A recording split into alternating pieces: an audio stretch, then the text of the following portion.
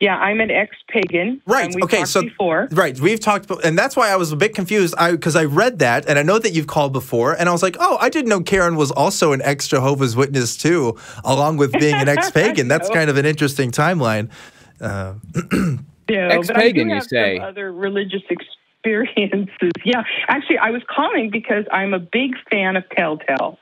And I love your videos, and I'm an artist too, so I get mesmerized when you're drawing on the screen. That's but awesome. One of the reasons I'm calling is because a lot of the stuff you're talking about has really kind of helped me face some things myself. For example, you've done videos talking about how all religions can eventually become cults if certain people in certain circumstances make it that way. And I've had to face some of this myself. Like, since I'm a former pagan, we pagans always thought that we were the most free, that we don't have cults.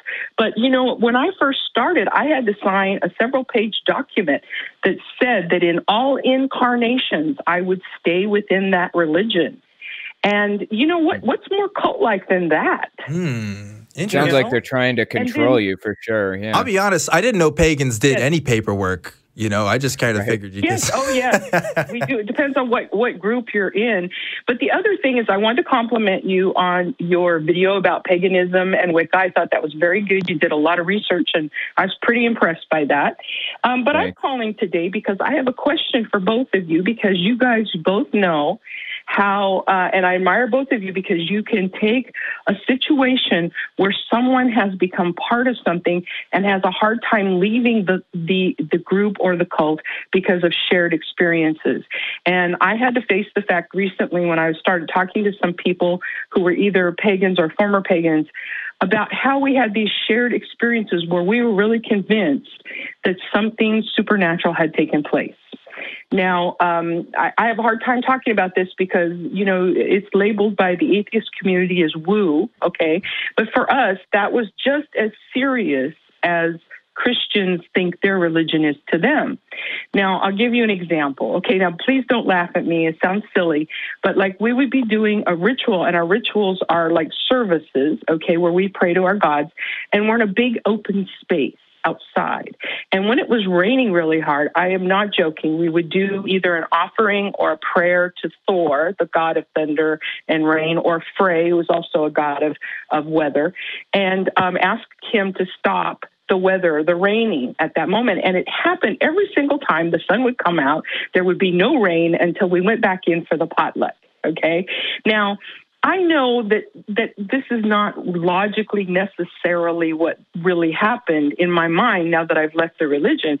But at the same time, these are the things that are hardest to shake for me, you know, where we had these shared experiences where a prayer would come true, or a spell would come true, or a ritual would come true, and we saw the same thing. Sometimes we see things, like there have been people that have actually seen a god at the ritual, and several people say they see him.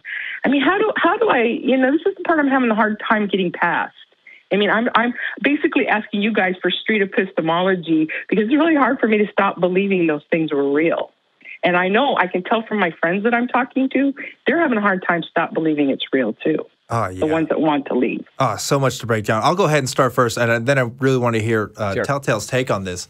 What I've learned from, especially recently as I've been teaching math at a school, human beings are just really bad at statistics, just innately in general. The way that our brains work just isn't really, I mean, we weren't necessarily built, I say the word built. We didn't evolve to be very good at the thing. I mean, like, obviously we've done so much, and human civilization has grown because of the mathematics we've done and the statistics we've done. But like, on an individual basis, the average person, when we're talking about events and probability and things like that, it doesn't really match up.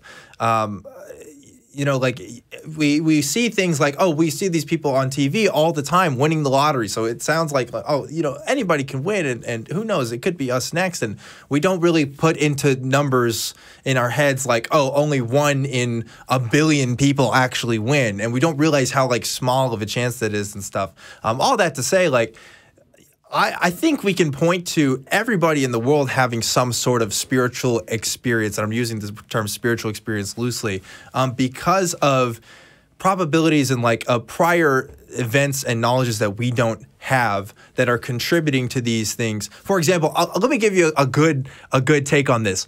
I was in the car with, this was a long time ago, with a girl that I liked, that we were both Christian at the time.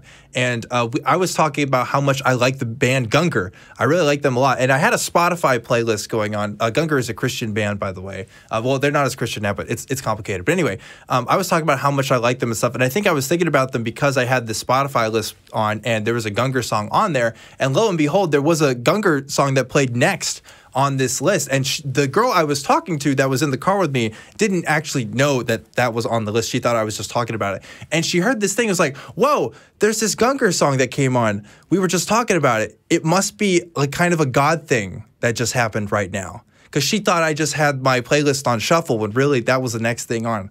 Like, coming from the other side of that experience and knowing exactly what happened and saying, oh, I had this song on the list next, and this is how this played out. Like, it almost seemed, it was like laughable to me at the time that she would put like a significant, thing to that experience, like a significant marker to say, oh, this was like a God moment for her.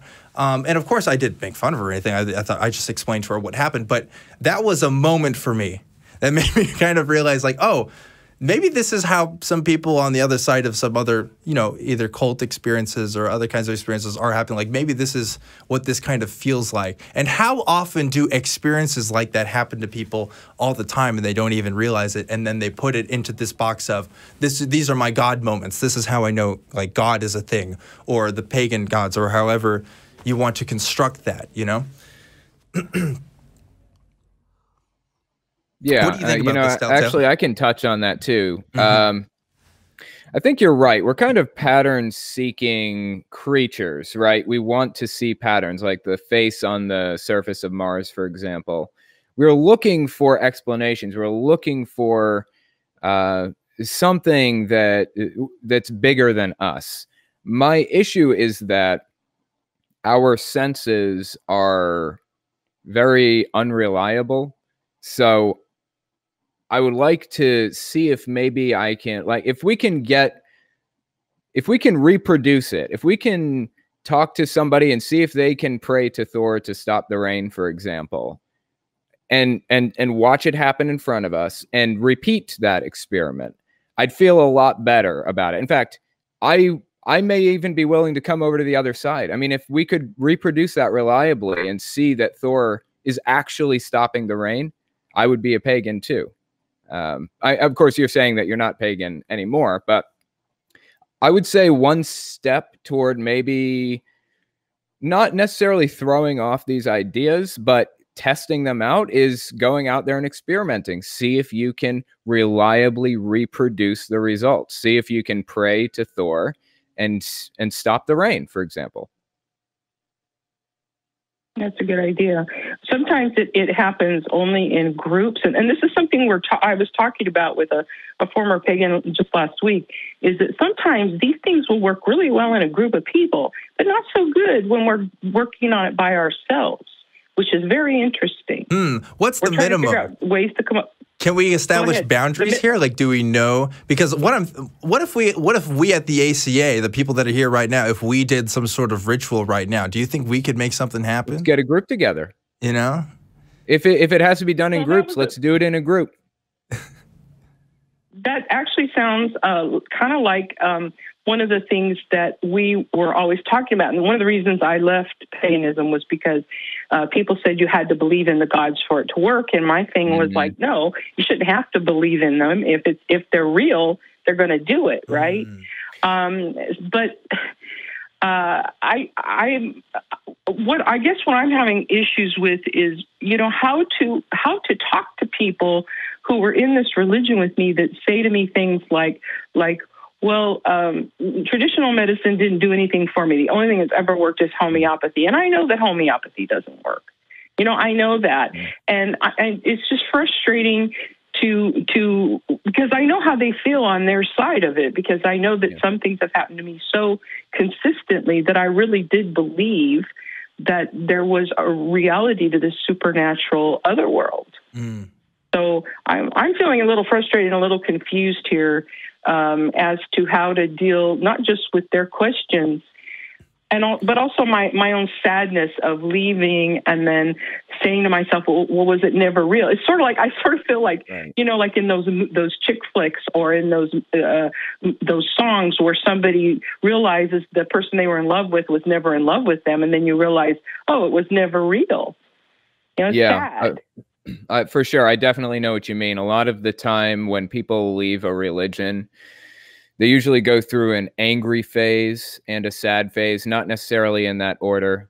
And then they kind of calm down and try to, my goal is to try to channel that energy into something productive, like pulling other people out of these harmful cults and things.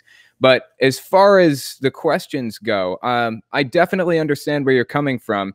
There's this logical fallacy called moving the goalpost, where you ask them a question, you know, how can we prove this? And then they just keep pushing it back, you know, well, it has to be in a group has to do it. And then, well, that group has to be believers. And then if you came with a whole group of believers, say 1,000 people who believed in this, they were ready to pray and it didn't work, they'd come up with another reason why.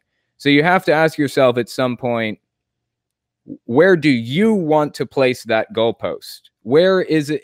When is it actually unreasonable to think that this is actually going to work, you know? So, Telltale, let me ask you this. I don't know for sure, but I get the impression from the things that you said that the Jehovah's Witnesses was a whole nother world that was different from the rest of society. And that's how I feel about paganism. I feel like we were in another mental world than everyone else. And so I want to ask you, what do you do when you run into Jehovah's Witnesses? I mean, how do you talk to them when they look down on you for no longer being in your religion? Well, in your former religion. Well, when I talk to a Jehovah's Witness, it's a little bit of a unique experience because I have to decide whether or not I want to reveal who I actually am, right? If they realize that I'm disfellowshipped and not associated with the religion anymore, they're going to shut down and physically turn around and not look at me anymore and walk the other direction. So if I want to have a conversation with them, what I have to do is tell them that I've kind of been interested in it for a while and that I haven't taken it anywhere, but I'm interested in what they have to say, and maybe drop some of the language. Like, I went to a couple of meetings, my congregation, this or that, I talked to sister, whatever, use some of the words that they like to use, and they start to kind of loosen up and feel a little bit more comfortable with me. But generally, unfortunately, I don't have a lot of experience talking to Jehovah's Witnesses who are active, because it's almost like I have to wait for them to come to my door to talk to them, or I have to go to a meeting, and I'll be damned if I'm going to another meeting. So I don't really have that experience very often, but I do definitely see this almost like a kinship with these people. Like, I feel bad that they're still stuck in this, and I wish I could help them out. And I definitely see that cult personality overlaid, over top of their real identities. And I just wish with everything in me I could just crack through that, but it's easier said than done. I just want to say that I'm so sorry that you lost your family and friends. I lost mine, but it wasn't nearly as bad because I can still talk to them and they won't turn away.